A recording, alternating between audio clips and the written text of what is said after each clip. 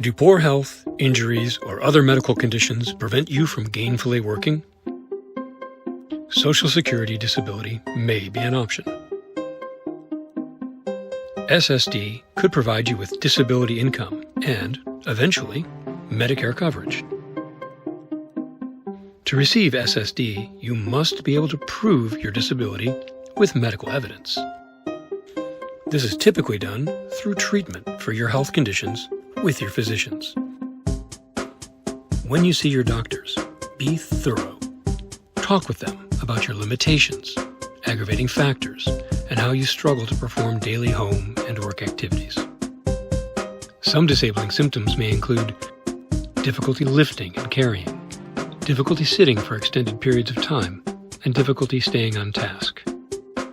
Whatever your physical, mental, or cognitive complaints, talk to your doctor. You may be a candidate for Social Security disability. You can apply on your own, but if you have any questions, or if you receive a denial, do not hesitate to call All Injuries Law Firm. We're here to